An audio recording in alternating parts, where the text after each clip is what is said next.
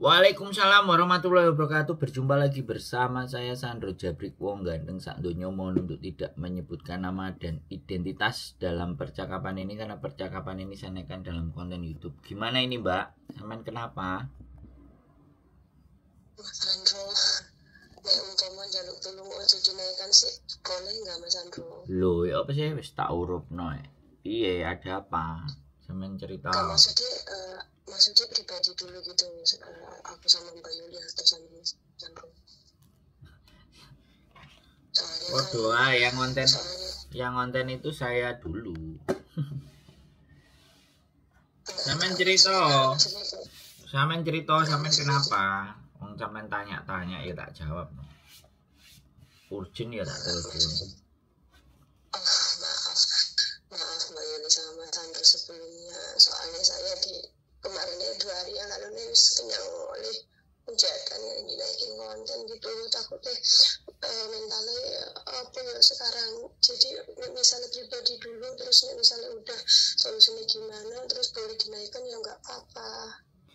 Loh, saya kan pasti kasih solusi, bukan langsung hari ini naik. Kalau saya kan nunggu 2-3 hari, tak liatin dulu apakah ini layak dinaikkan atau tidak. Saya kan nggak langsung on 2-3 hari lagi baru orang cerita dulu. Oh iya, jadi nggak live ya Mas Andro ya?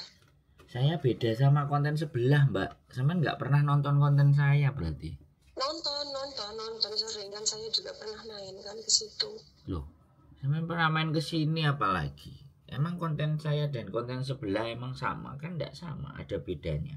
Iya, beda, soalnya saya cuma takut diserang soalnya konten sebelah ini. Kok takut diserang? Emang perang apa diserang?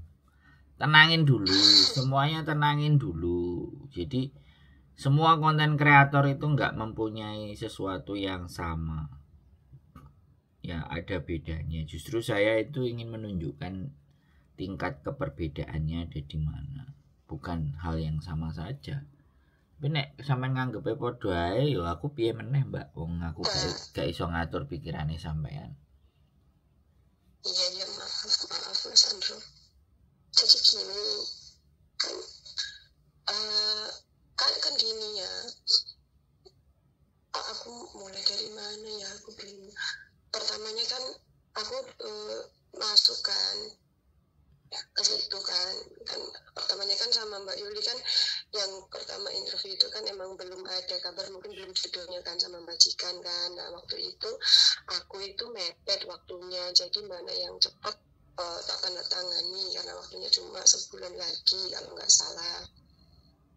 Nah sebelumnya aku mau minta maaf dulu sama Mbak Yuli, minta maaf kalau aku ada salah. Terus aku tanda tangan di salah satu agen, tanda tangan kontrak kerja. Nah terus pulang dulu, medical terus kan ngajuin visa kan. Setelah itu pulang ke Indonesia, cuti 1 bulan. Nah setelah 3 minggu itu kan bisa turun. Nah di Indonesia itu kan aku kan di situnya kan ada suami kan, pernah main ke situ juga, silaturahmi ke Mas Sandro, dan alhamdulillah sambutannya sangat baik. Nah terus setelahnya medical di sana itu emang baik-baik saja, nggak ada kendala suatu apapun. Nggak ada kendala. Terus lanjut. Nggak ada kendala suatu apapun. Nah terus setelahnya pulang di Indonesia sekitar 4 hari itu kan bulan puasa kemarin, saya itu mengalami pendarahan datang bulan itu nggak berhenti selama 3 minggu full. 3 minggu full itu keluar gumpalan juga sangat banyak. Saya kan heran dan saya periksakan ke dokter kandungan di sini. Nah karena kan saya di sini di dokter kandungan itu saya kesampaikan keluhan saya dan menyarankan untuk di USG kan Mas Sandro. Nah setelahnya di USG katanya itu tadinya ada janin terus pendarahan. Katanya dia tanya kan, apakah ibu habis perjalanan jauh gitu kan, atau mengangkat-ngangkat berat. Nah emang kan saya kan pulang dari Hong Kong kan bawa 2 koper ngangkat-ngangkat berat, termasuk juga perjalanan jauh ya Mas Andro ya. Nah setelah itu saya bilang iya kan, terus USG bilang menyatakan bahwa sudah tidak ada janin, tinggal sisa-sisa darah yang bisa keluar secara alami. Saya tanya perlu dikuret gak dok? Dia bilang tidak usah karena bisa keluar secara alami, nanti masa nifasnya juga 3 minggu kan, 3 minggu atau 4 minggu darahnya baru suci lagi katanya gitu. Nah terus kan dikasih surat keterangan bahwa saya itu ada pendarahan dan semua udah keluar, tidak ada janin di dalam suratnya kan, saya itu juga kan.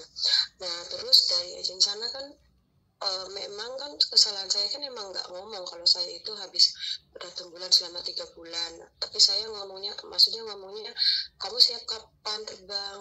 Saya siap, oh boleh, saya tanggal 4 atau 5 siap. Itu di tanggal 27 saya berbicara seperti itu karena saya rasa memang sudah tidak ada janin dari keterangan dokter. Cuman kan waktu itu saya nggak ada omongan mengenai itu kan sama pihak agent, karena pikiran saya udah nggak ada apapun kayak gitu, jadi nggak ada yang diomongin, pikiran saya gitu kan Mas Andro. Nah terus sampai tanggal 5 itu dibelikan tiket. Nah setelah itu kan saya kan cashback lagi. Nah posisinya itu masih garis 2 Mas Andro. Nah terus saya konsul lagi ke dokter, ini kenapa saya masih positif, sedangkan dokter sudah menyatakan bahwa sudah tidak ada janin. Nah terus dokter bilang itu hal wajar setelahnya pendarahan dalam 3-4 minggu, kadang sampai 6 minggu masih positif karena hormonnya masih naik dan akan turun secara bertahap katanya gitu. Ya sudah, tanggal 6 saya fly terbang. Sampai sana saya ceritakanlah semuanya di agensi situ. Nah setelah itu dari agen sana juga menanyakan kepada dokter sebelumnya, tahu sendirilah kena itu dulu, kena apa tahu lah ya Mas Andro ya, diituin dulu, diomongin dulu gitu kan. Nah, terus yang bilang menipu, yang bilang jahat, yang bilang apa gitu kan, padahal saya emang nggak ada niat sama sekali untuk penipu. Nah terus sampai sana pihak agent juga telepon pihak dokter sebelum medical itu. Nah pihak dokter sana juga mengatakan bahwa memang wajar kalau misalkan habis pendarahan itu biasanya masih positif, kembali normalnya setelah 4 atau 3 minggu gitu kan. Nah terus di medical lah saya sampai sana. Pas sampai sana medical di USG itu ternyata masih ada janin di situ. Nah saya itu bener-bener nggak tahu. Nah terus kan dari pihak agent itu naik lagi katanya kenapa nggak ada ngomong atau apa gitu ya. Nah terus saya tunjukin lah surat dokter itu bahwa memang dari Indonesia itu ya saya sudah USG dan menyatakan bahwa tidak ada janin gitu kan. Nah terus saya ngomong kan, saya nggak mau pulang dulu, saya pengen kerja dulu, nggak apa-apa. Terus pertamanya kan dari dianya kan ngomong nanti kamu kalau udah hamil besar mau lahir di mana katanya gitu kan pihak agent. Aku bilang nggak apa-apa, nanti aku kalau udah saatnya pulang itu nggak apa-apa lahir di Indonesia, aku minta tolong 1 atau 2 bulan saja biar dapat pegangan untuk di Indonesia, saya bilang gitu kan. Nah terus dia telepon ke yang sebelah itu kan, dia kan kayak bergantung di situ kan, segalanya kan ditelepon di situ kan. Nah terus di situ tuh telepon tuh ngomong ya semuanya juga tak rekam pembicaranya. Terus dia bilang nggak bisa, kamu itu harus pulang, mana ada majikan yang mau, terkecuali kamu itu hamilnya sudah masuk di majikan, sedangkan kamu itu hamilnya belum masuk di posisi majikan, jadi kamu harus pulang gitu. Terus pakai tiket, uang jaminan yang di situ gitu kan. Sedangkan saya kan belum ada konfirmasi sama majikan atau apa, tapi saya dengar dengan berbahasa Hong Kong itu, saya kan ngertinya Mandarin ya Mas Andro. Kayaknya dia itu ngomong sama majikannya kayak gini, kayaknya ya, saya nggak tahu saya salah atau gimana, katanya si Cacenya ini mengundurkan diri, minta pulang kayak gitu kan, karena ya ada itu hamil katanya gitu. Dan sedangkan saya kan nggak merasa gitu, saya juga udah ngomong sama majikan, saya minta tolong aja sendiri kan. Nah terus mungkin si majikan itu mengonfirmasikan lagi ke pihak yang di sananya bahwa si cecenya itu ya memohon sama saya minta kerja dulu 1 atau 2 bulan nggak mau pulang. Nah terus saya pagi ditelepon lagi, kamu ngapain malam-malam SMS majikan, katanya gitu. Majikan ya marah, kata pokoknya kamu sing tenang, nanti kamu di sini dirawat gini-gini kan, masih penting kamu pulang ngasih tanda tangan dulu. Nah tanda tangan itu yang kosong itu dia bilangnya ini surat buat kamu nanti kalau masuk lagi ke Hong Kong biar gampang, katanya jadi tanda tangan aja. Nah itu tanda tangan. Terus saya dipulangin langsung, dibelikan tiket Mas Andro. Dan pertanyaannya itu ya emang ini udah terlanjur ya, aku udah ada di Indonesia, emang di sana nggak ada memberi kesempatan untuk aku konsultasi ke sana atau kemari gitu. Emang di sana juga ketat banget kan, di sananya juga di rumah di tempatnya juga CCTV sampai 4, terus pulang dari ke bandara juga diantar sama staf 2 orang itu. Pokoknya dijaga ketat, saya itu udah sampai bandara ditungguin sampai terbang. Dan pertanyaannya itu Mas Sandro, kalau misalnya kayak gitu apa uang tiketnya wajib dari kita sendiri? Makasih Mas Sandro. Oke, tak jawab.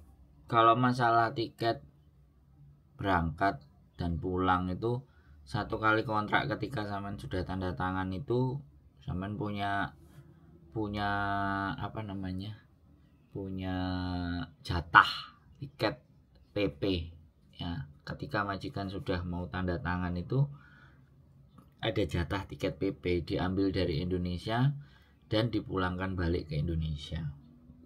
Jadi bukan dari sampean. Sebenarnya kalau kasus ini merujuk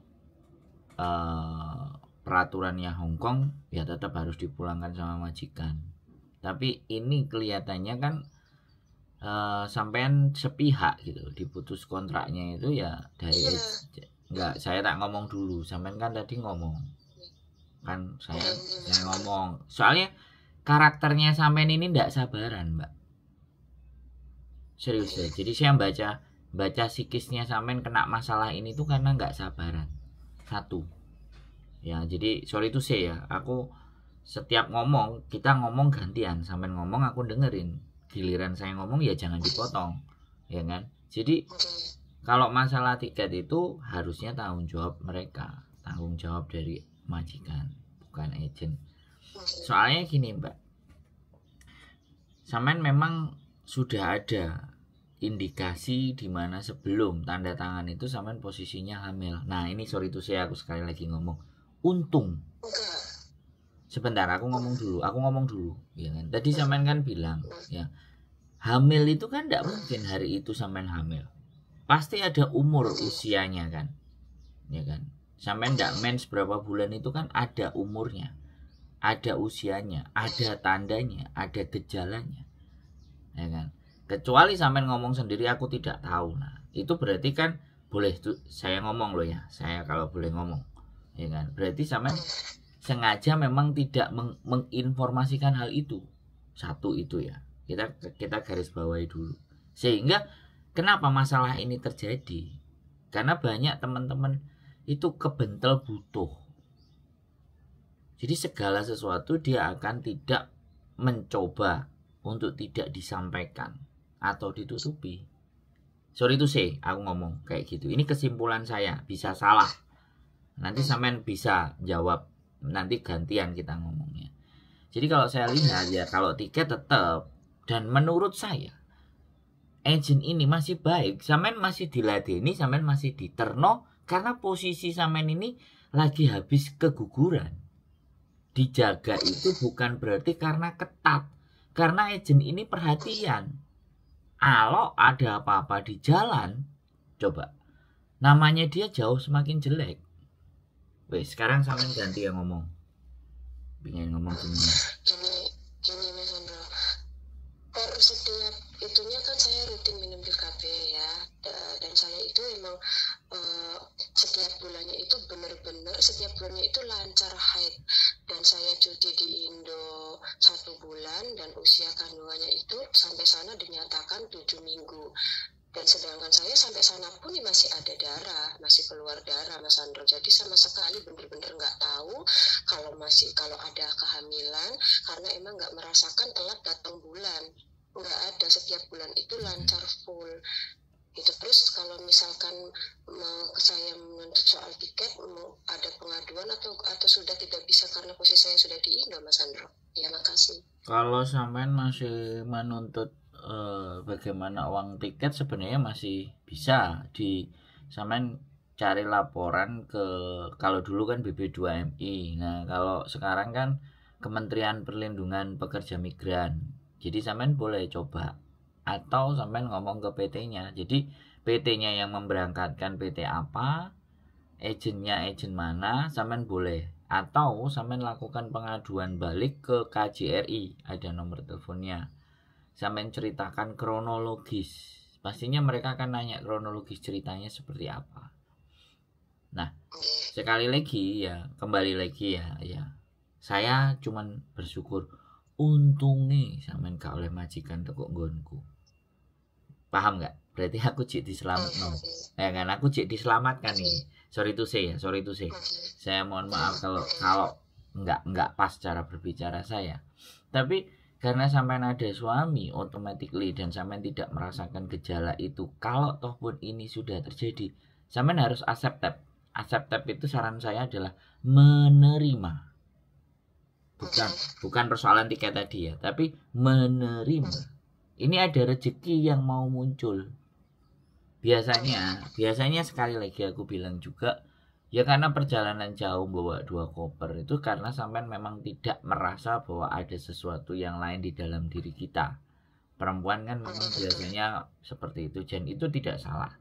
Dan ini bisa jadi sebagai bentuk, yang pertama adalah musibah, yang kedua sebenarnya di sini juga ada anugerah sebenarnya. Cuman tidak disadari. Terus yang ingin saya sampaikan kepada sampean bahwa take rest dulu, istirahat dulu, minimalnya sampai 6 bulan. 6 bulan itu tidak hanya secara fisik, tapi secara psikis. Nah, kalau sampean cerita sama YouTuber misalnya, atau siapapun, dan terjadi konflik, itu atas dasar biasanya karakter, Mbak. Ada ketika sampean bercerita, sampean itu aku gak salah, aku cerita loh kejadian ini aku yo gak ngerti, saya nggak dalam bentuk kesengajaan. Nah, pihak yang sampean ceritain juga nggak mau kalah kan. Kalau ngomong sama saya kan gak eyel-eyelan tuh ya kan, jauh lebih tenang kan. Jadi yang saya amati, kalau sampean ngerasa bahwa trauma ketika sampean sudah bercerita di sana, kemudian dinaikkan di konten, kemudian dihujat semuanya dan ABCD, artinya sampean salah berbicara dengan orang. Ya kan? Karena maksud saya, karena seseorang yang punya rasa empati, dan apalagi sampean musibah keguguran. Sekarang pertanyaannya, di seluruh dunia mana ada manusia yang mau keguguran, kecuali memang dia sengaja ingin menggugurkan. Nah, psikologi inilah yang tidak dibaca oleh orang yang mendengarkan ceritanya sampean. Nah, makanya sampean sekali lagi juga, ketika ngerasa bahwa di mana tempat sampean bisa cerita, itu juga harus dipikirkan. Sampean lihat, ya, ketika sampean bercerita dengan orang lain itu kapasitasnya sampai di mana, sampai sejauh mana, dan apakah justru ketika bercerita dengan orang itu akan memperbaiki mental sampean atau justru tidak. Nah, itu yang bisa ngukur sampean, Mbak. Nah, di situ. Jadi sampean sudah pernah datang ke tempat saya sama pasangan sampean, bujuku tadi tak tanya, kamu udah inget Bu Yan? Sudah. Baru dia ingat ketika ngomong. Nah, automatically ya kan. Nah, ini loh Mbak, kadang-kadang teman-teman itu ada yang mencoba, aku nggak ngerti latar belakangnya, pasti satu butuh, dan bojone sampean ada di sini kan, pinginnya ya tetap dari siji di sini pasti nih. Lah hasrat untuk jadi satu di sini itu menggebu-gebu tanpa melihat kondisi. Padahal kondisi sampean sudah sedang berbadan 2. Nah, ini loh. Nah, makanya kan kadang-kadang ketika di sini punya pacar, ini lebih-lebih sampean punya suami. Ya automatically kekhawatiran majikan itu kita kalau urusan yang begini tidak bisa disalahkan menurut saya loh ya. Dan secara peraturan pun sampean sebenarnya dilindungi, tapi secara finansial ya mungkin majikan akan merasa terugikan ataupun agent, karena memang sebenarnya kalau majikan tahu aturan ya enggak merasa dirugikan. Yang paling dirugikan menurut saya ya agensi, karena agensi meyakini sampean tidak terjadi persoalan, ternyata sampean ada janin yang tumbuh, kemudian dia harus cancel. Dan kalau agent yang bijak, automatically kan harus ganti anak. Sedangkan ganti anak itu akan nambah waktu. Jadi ini yang teman-teman harus sadari. Jadi tolong tidak hanya dipikirkan bahwa dirinya sendiri, bahwa ketika mengecewakan majikan dengan kondisi cancel, itu agent pasti akan mencari ganti.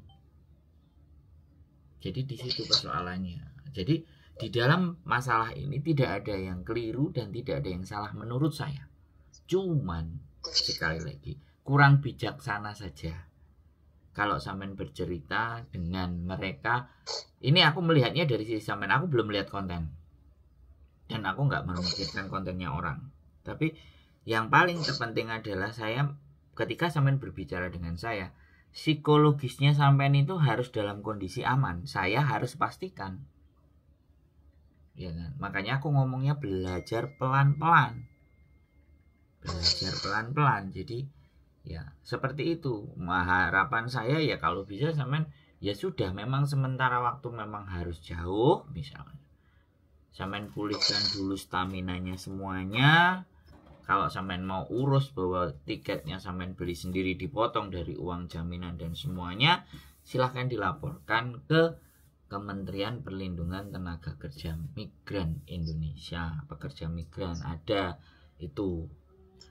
Bedanya beda nama aja. Kalau di setiap kabupaten ada. Silahkan monggo bikin kronologis cerita dulu. Sampean harus menceritakan kronologisnya. Setelah cerita kronologi ditulis di kertas, terus ajukan pengaduan sama mereka, PT-nya sampean tulis, agennya sampean tulis. Mereka akan menindaklanjuti dan seperti apa saya kurang tahu. Itu kalau pertanyaannya sampean. Sekarang ada lagi yang mau sampean tanyakan. Ya Mas Andro, sebelumnya gini ya Mas Andro, bukannya saya pertama-tama gini, saya kan emang memikirkan ada pihak yang dirugikan juga di sini kan, dari pihak agensi dan majikan tentunya. Makanya kan saya cuma menanyakan soal tiket. Nah kata Mas Andro kan menulis nama PT lah, dan sedangkan saya kan khusus dari Hongkong nggak tahu nama PT-nya atau apa. Pertama itu ya Mas Andro ya. Saya pernah udah nyari-nyari juga kontak KJRI. Kalau misalkan dari Hongkong kan saya bisa menghubungi karena nomornya kan nomor Hongkong. Nah dari sini saya kesulitan mencari nomor telepon